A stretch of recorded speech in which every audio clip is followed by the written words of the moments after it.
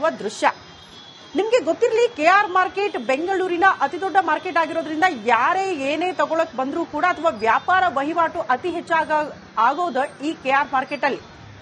ಬೆಳಗ್ಗೆ 4 ಗಂಟೆ ಸರಿಯಾಗಿ ಅಲ್ಲಿ ವ್ಯಾಪಾರ ವಹಿವಾಟುಗಳು ಪ್ರಾರಂಭ ಆಗ್ಬಿಡುತ್ತೆ. ಈಗ ದೃಶ್ಯ ನೋಡ್ತಾ ಇದ್ದೀರಲ್ಲ, ಪ್ರತಿದಿನ ಯಾವ ರೀತಿ ಇರುತ್ತೋ ಯಥಾವತ್ತಾಗಿ ಕೆಆರ್ ಮಾರ್ಕೆಟ್ ನಲ್ಲಿ ವ್ಯಾಪಾರ ವಹಿವಾಟು ಆಗ್ತಾ ಇದೆ. ಜನಜಂಗುಳಿ ಇರೋದನ್ನ ಗಮನಿಸ್ತಾ ಇದ್ದೀರಿ, ವ್ಯಾಪಾರ ಆಗ್ತಾ ಇದೆ. ಸೊ ಇಲ್ಲಿ ಬಂದ ಬಿಸಿ ತಟ್ಟದಂಗಂತೂ ಕಾಣಿಸ್ತಾ ಇಲ್ಲ. ಆದ್ರೆ ಮೈಸೂರಲ್ಲೂ ಕೂಡ ಬೆಳ್ಳಂಬೆಳಿಗ್ಗೆ ಹೋರಾಟಗಾರರು ರಸ್ತೆಗಿಳಿದಿದ್ದಾರೆ. ಬಸ್ಗಳನ್ನ ಹೋಗೋದಕ್ಕೆ ಬಿಡ್ತಾ ಇಲ್ಲ. ಬಸ್ಗೆ ಅಡ್ಡಲಾಕಿ ಕೂತ್ಕೊಂಡು ಅಲ್ಲಿ ಸಾರ್ವಜನಿಕರಿಗೂ ತೊಂದರೆ ಆಗ್ತಾ ಇದೆ. ಬಸ್ ಅನ್ನ ಹೊರಗಡೆ ಬಿಡ್ತಾ ಇಲ್ಲ. ಬಟ್ ಎಷ್ಟೊತ್ತು, ಕೆಲ ಕಾಲ ಮಾತ್ರ ಪೊಲೀಸರು ಬರ್ತಾರೆ, ಮನವೊಲಿಸ್ತಾರೆ, ನಂತರ ಅವಕಾಶ ಮಾಡಿನೂ ಕೊಡ್ತಾರೆ, ಅದು ಬೇರೆ ವಿಚಾರ. ಬಟ್ ಈಗ ಪ್ರಾರಂಭಿಕ ಹಂತವಾಗಿ ಹೋರಾಟಗಾರರ ಪ್ರೊಟೆಸ್ಟ್ ಈ ರೀತಿ ನೋಡೋದಕ್ಕೆ ಸಿಗ್ತಾ ಇದೆ. ಒತ್ತಾಯ ಪೂರ್ವಕವಾಗಿ ಮಾಡಿಸೋ ಹಾಗಿಲ್ಲ, ಆದ್ರೂ ಕೂಡ ಒತ್ತಾಯ ಮಾಡ್ತಿದ್ದಾರೆ. ಬಸ್ಗಳನ್ನ ತಡೆಯೋ ಪ್ರಯತ್ನಗಳಾಗ್ತಾ ಇದೆ. ಕೆಲವೊಂದು ಬಸ್ಗಳು ಹಂಗೂ ಮೈಸೂರಲ್ಲಿ ಹೊರಗಡೆ ಹೋಗ್ತಾ ಇರುವಂತಹ ದೃಶ್ಯವನ್ನ ಕೂಡ ನಾವು ಗಮನಿಸ್ತಾ ಇದ್ದೀವಿ. ಪ್ರಮುಖವಾಗಿ ಕರ್ನಾಟಕ ಬಂದ್ ಯಶಸ್ವಿ ಆಗಬೇಕು ಅಂದ್ರೆ ಈ ಸಂಚಾರ ಸಂಪೂರ್ಣವಾಗಿ ಸ್ಥಗಿತ ಆಗಬೇಕಾಗಿತ್ತು. ಆದ್ರೆ ಕೆಎಸ್ಆರ್ಟಿಸಿ, ಬಿಎಂಟಿಸಿ ಬಸ್ಗಳು ಬೆಂಗಳೂರಿನಲ್ಲೂ ಕೂಡ ಓಡಾಡುತ್ತಂದ್ರೆ ಈ ಇಲಾಖೆ, ಸಾರಿಗೆ ಇಲಾಖೆ ಬಹಳ ಸ್ಪಷ್ಟವಾಗಿ ಹೇಳಿದೆ, ನಮ್ಮ ನೈತಿಕ ಬೆಂಬಲ ಇರುತ್ತೆ, ಬಟ್ ಬದಲಾಗಿ ಬಸ್ಗಳ ಸಂಚಾರ ಬಂದ್ ಆಗುವುದಿಲ್ಲ ಅಂತ.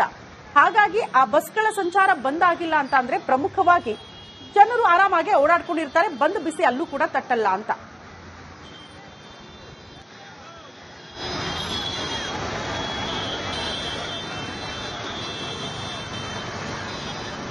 ಮತ್ತಷ್ಟು ಡೀಟೇಲ್ಸ್ ಅನ್ನ ಕೊಡ್ತಾ ಹೋಗ್ತಾರೆ. ರಾಜ್ಯದ ಯಾವ್ಯಾವ ಜಿಲ್ಲೆಗಳಲ್ಲಿ ಪರಿಸ್ಥಿತಿ ಹೇಗಿದೆ, ಪ್ರಮುಖವಾಗಿ ಬೆಂಗಳೂರಿನಲ್ಲಿ ಹೇಗಿದೆ ಅನ್ನೋದ್ರ ಬಗ್ಗೆ ಮಾಹಿತಿ ಕೊಡೋದಕ್ಕೆ ಒಂದ್ ಕಡೆ ಬೆಳಗಾವಿಯಿಂದ ಮೈಲಾರಿ ನೇರ ಸಂಪರ್ಕದಲ್ಲಿ ಜಾಯಿನ್ ಆಗ್ತಿದ್ದಾರೆ. ಮೈಸೂರಿನ ಬಗ್ಗೆ ಮಾಹಿತಿ ಕೊಡೋದಕ್ಕೆ ವಿನೋದ್ ನೇರ ಸಂಪರ್ಕದಲ್ಲಿ ಜಾಯಿನ್ ಆಗ್ತಿದ್ದಾರೆ. ಮತ್ತೊಂದು ಕಡೆ ಬೆಂಗಳೂರಿನ ಪರಿಸ್ಥಿತಿ ಬಗ್ಗೆ ಮಾಹಿತಿ ಕೊಡೋದಕ್ಕೆ ಮಾದೇಶ್ ಕೂಡ ನೇರ ಸಂಪರ್ಕದಲ್ಲಿ ಜಾಯಿನ್ ಆಗ್ತಿದ್ದಾರೆ. ಮೊದಲನೇದಾಗಿ ಬೆಳಗಾವಿ ಹತ್ರ ಹೋಗ್ತೀನಿ, ಕಾರಣ ಬೆಳಗಾವಿಯ ಅಲ್ಲಿ ಮರಾಠಿ ಪುಂಡರ ದಬ್ಬಾಳಿಕೆಯನ್ನ ಖಂಡಿಸಿಯೇ ಹೋರಾಟಗಳು ಆಗ್ತಾ ಇದೆ. ಮೈಲಾರಿ, ಎಕ್ಸಾಕ್ಟ್ಲಿ ಬೆಳಗಾವಿಯಲ್ಲಿ ಪರಿಸ್ಥಿತಿ ಯಾವ ರೀತಿ ನೋಡೋದಕ್ಕೆ ಸಿಗ್ತಾ ಇದೆ? ಇವತ್ತು ಬಂದ ಬಿಸಿ ತಟ್ಟುವಂತಹ ಸಾಧ್ಯತೆಗಳಿದೆಯಾ ಬೆಳಗಾವಿಗೆ? ಖಂಡಿತ ಶ್ರುತಿ, ಎಂಎಸ್ ಪುಂಡ್ರ ಅಟ್ಟಹಾಸಕ್ಕೆ ಕಡಿವಾಣ ಹಾಕಬೇಕು, ಜೊತೆಗೆ ಅವರನ್ನ ಗಡೀಪಾರು ಮಾಡಬೇಕು ಅನ್ನೋ ನಿಟ್ಟಿನಲ್ಲಿ ಬೆಳಗಾವಿಯಲ್ಲಿ ಸಾಕಷ್ಟು ಏನು ಕನ್ನಡ ಪರ ಹೋರಾಟಗಾರರು ಒತ್ತಾಯವನ್ನ ಮಾಡಿದ್ರು. ಅದೇ ಒಂದು ನಿಟ್ಟಿನಲ್ಲಿ ಈಗ ವಾಟಾಳ್ ನಾಗರಾಜ್ ಅವರು ಕರ್ನಾಟಕ ಬಂದ್ಗೆ ಕರೆ ಕೊಟ್ಟಿದ್ದಾರೆ. ಆದ್ರೆ ಸದ್ಯ ಈಗ ಬೆಳಗಾವಿಯಲ್ಲಿ ಎಂದಿನಂತೆ ಬಸ್ಗಳು ಕೂಡ ಆರಂಭ ಆಗಿರುವಂತದ್ದು. ನಾನು ಕೂಡ ಈಗ ಬೆಳಗಾವಿಯ ಕೇಂದ್ರ ಬಸ್ ನಿಲ್ದಾಣದಲ್ಲಿ ಕೂಡ ಇರುವಂತದ್ದು ದೃಶ್ಯದಲ್ಲಿ ಗಮನಿಸಬಹುದು.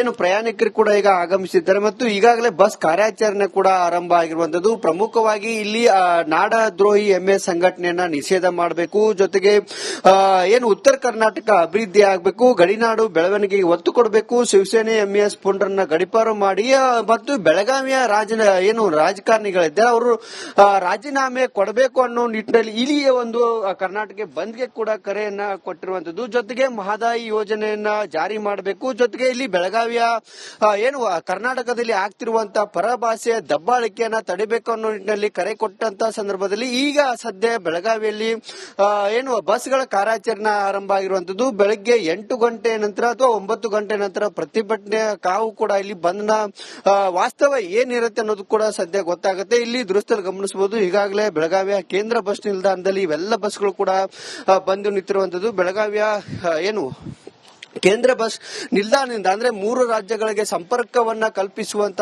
ಈ ಬೆಳಗಾವಿಯಿಂದ ಗೋವಾ ಇರಬಹುದು, ಮಹಾರಾಷ್ಟ್ರಕ್ಕೆ ಏನು ಬಸ್ ಸಂಚಾರ ಕೂಡ ಇರುತ್ತೆ. ಹೀಗಾಗಿ ಇಲ್ಲಿ ಯಾವುದೇ ರೀತಿಯಾದಂತಹ ಅಹಿತಕರ ಘಟನೆ ಆಗಬಾರದು ಅನ್ನೋ ನಿಟ್ಟಿನಲ್ಲಿ ಬಂದೋಬಸ್ತ್ ಅನ್ನು ಕೂಡ ನಿಯೋಜನೆ ಮಾಡಿಕೊಂಡಿರುವಂತದ್ದು. ಮತ್ತು ಈಗಾಗಲೇ ಕನ್ನಡ ಪರ ಸಂಘಟನೆಗಳ ಏನು ಕನ್ನಡ ಪರ ಸಂಘಟನೆಗಳನ್ನ ಕೂಡ ಈಗ ಒಂದು ಸುತ್ತಿನ ಮಾತುಕತೆಯನ್ನ ಕೂಡ ನಡೆಸಿದ್ದಾರೆ. ಜೊತೆಗೆ ಕಮಿಷನರ್ ಅವರ ನೇತೃತ್ವದಲ್ಲಿ ಸಭೆ ನಡೆಸಿ ಯಾವುದೇ ಕಾರಣಕ್ಕೂ ಸಾರ್ವಜನಿಕರಿಗೆ ತೊಂದರೆ ಆಗಬಾರದು ಮತ್ತು ತೊಂದರೆಯನ್ನು ಕೊಟ್ಟಿದ್ರೆ ಕಾನೂನು ಕ್ರಮ ಕೈಗೊಳ್ಳುತ್ತೇವೆ ಅನ್ನೋ ನಿಟ್ಟಿನಲ್ಲಿ ಎಚ್ಚರಿಕೆಯನ್ನ ಕೊಟ್ಟಿದ್ದಾರೆ. ಆದ್ರೆ 9 ಗಂಟೆ ನಂತರ ಈ ಕನ್ನಡ ಪರ ಹೋರಾಟಗಾರರು ಈ ಒಂದು ಪ್ರತಿಭಟನೆಯಲ್ಲಿ ಕೂಡ ಭಾಗಿಯಾಗ್ತಾರೆ. ದೃಶ್ಯದಲ್ಲಿ ಗಮನಿಸಬಹುದು, ಈಗಾಗಲೇ ಪ್ರಯಾಣಿಕರು ಕೂಡ ಆಗಮಿಸಿದ್ದಾರೆ. 9 ಗಂಟೆ ನಂತರ ಪ್ರತಿಭಟನೆ ವಾಸ್ತವ ಮತ್ತು ಇಲ್ಲಿ ಯಾವ ರೀತಿ ಇರುತ್ತೆ ಅನ್ನೋದನ್ನು ಕೂಡ ಕಾದು ನೋಡಬೇಕಿರುವಂತದ್ದು. ಶ್ರುತಿ, ಓಕೆ ಮೈಲಾರಿ, ಹಾಗೆ ಸಂಪರ್ಕದಲ್ಲಿರಿ. ನಮ್ಮ ಮೈಸೂರಿಗೆ ಹೋಗೋಣ. ಮೈಸೂರಿನ ಪರಿಸ್ಥಿತಿ ಬಗ್ಗೆ ಮಾಹಿತಿ ಕೊಡ್ತಾರೆ ವಿನೋದ್. ಸದ್ಯ ಮೈಸೂರಲ್ಲಿ ಯಾವ ರೀತಿ ಪರಿಸ್ಥಿತಿ ಇದೆ?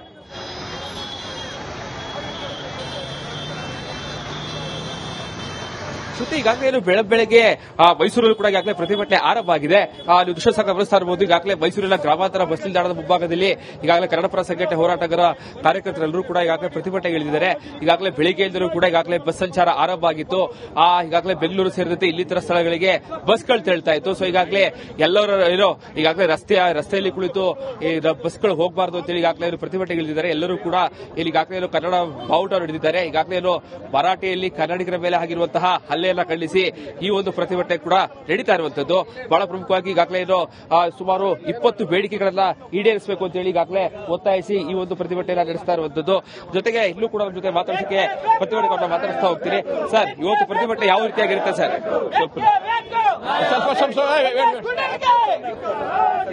ಸರ್, ಇವತ್ತು ಪ್ರತಿಭಟನೆ ಯಾವ ರೀತಿಯಾಗಿರುತ್ತೆ?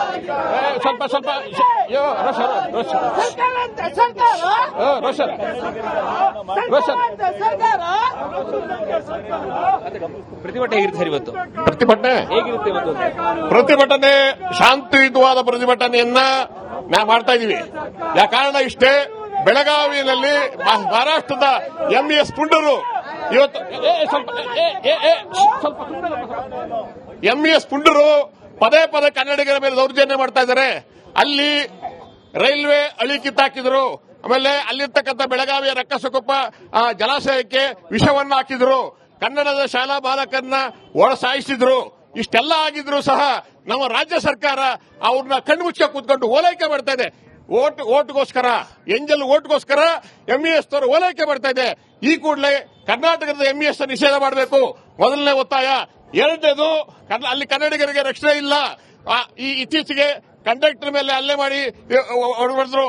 ಮತ್ತೆ ಮಹಾರಾಷ್ಟ್ರದಲ್ಲಿ ಇರ್ತಕ್ಕಂಥ ನಿರ್ವಾಹಕರ ಮೇಲೆ ಮಸಿ ಹೊಡೆದು ದೌರ್ಜನ್ಯ ಮಾಡಿದ್ದಾರೆ. ಇದು ಬಹಳ ಮುಖ್ಯವಾಗಿರ್ತಕ್ಕಂಥ ವಿಚಾರ. ಆಮೇಲೆ ಮೇಕೆದಾಟು ಯೋಜನೆ ಜಾರಿಯಾಗಬೇಕು. ರಾಜ್ಯ ಸರ್ಕಾರ ಈ ಕೂಡಲೇ ಕ್ರಮ ವಹಿಸಿ ಇವತ್ತು ಕನ್ನಡಿಗರ ರಕ್ಷಣೆಗೆ ಒಂದಾಗಬೇಕು ಅಂತ ಒತ್ತಾಯ ಮಾಡಿ ನಾವಿವತ್ತು ಬಸ್ ತಡೆ ಮಾಡ್ತಾ ಇದೀವಿ. ಇಲ್ಲಿ ಪ್ರತಿಭಟನೆಗೆ ಯಾರು ಕೂಡ ಬೆಂಬಲವನ್ನು ಕೊಟ್ಟಿಲ್ಲ, ಕೇವಲ ನೈತಿಕ ಬೆಂಬಲವನ್ನು ಕೊಟ್ಟಿರುವಂತದ್ದು. ಸ್ವಲ್ಪ ಸುಮ್ಮನೆ ನೈತಿಕ ಸ್ವಲ್ಪ ಸುಮ್ಮನೆ ನೈತಿಕ ಯಾವತಿಕ ನಮಗೆ ಬೇಕಾಗಿಲ್ಲ, ನೈತಿಕ ಬೇಕಾಗಿಲ್ಲ. ಇಲ್ಲಿ ಬಂದು ನೇರ ಹೋರಾಟ ಬರಲಿ. ಅವರು ಕನ್ನಡಿಗರೇ. ಇವತ್ತು ಕನ್ನಡಿಗರ ಮೇಲೆ ಪದೇ ಪದೇ ದೌರ್ಜನ್ಯ ಆಯ್ತಾ ಇದ್ರು. ನೈತಿಕತೆ ಕಡಿಮೆ ಮಾಡೋದು, ನೈತಿಕವಾದ ಎಲ್ಲರೂ ಕೊಟ್ಬಿಡಿದ್ರೆ ಬೆಂಬಲನ. ಈ ರಾಜ್ಯದಲ್ಲಿ ಹುಟ್ಟಿಲ್ವ ಅವರು ಕನ್ನಡಿಗರಾಗಿ. ಅದಕ್ಕೋಸ್ಕರ ಯಾವ ನೈತಿಕ ಬೆಂಬಲ ಕೊಟ್ಟರೆ ನಮಗೆ ಬೇಕಾಗಿಲ್ಲ. ನೇರವಾಗಿ ಹೋರಾಟದಲ್ಲಿ ಭಾಗಿಯಾಗಬೇಕು. ಇವತ್ತು ಕಾವೇರಿ ಹೋರಾಟ ಮಾಡಿದ್ವಿ, ಮಹದಾಯಿ ಹೋರಾಟ ಮಾಡಿದ್ವಿ, ಬೇಕಾದಷ್ಟು ಹೋರಾಟ ಆಗಿದೆ ರಾಜ್ಯದಲ್ಲಿ. ನಮ್ಮ ನಾಯಕರಾದ ಅಟಲ್ ನಾಗರಾಜ್ ಅವರು ಇವತ್ತು ರಾಜ್ಯದಲ್ಲಿ ರಾಜ್ಯಾದ್ಯಂತ ಒಂದು ಕರೆ ಇಲ್ಲಿವರೆಗೆ ಎಲ್ಲಾ ಕಡೆ ಪ್ರತಿಭಟನೆ ನಡೀತಾ ಇದೆ ಅಂತ ನಮ್ಗೆ ವರದಿ ಬಂದಿದೆ.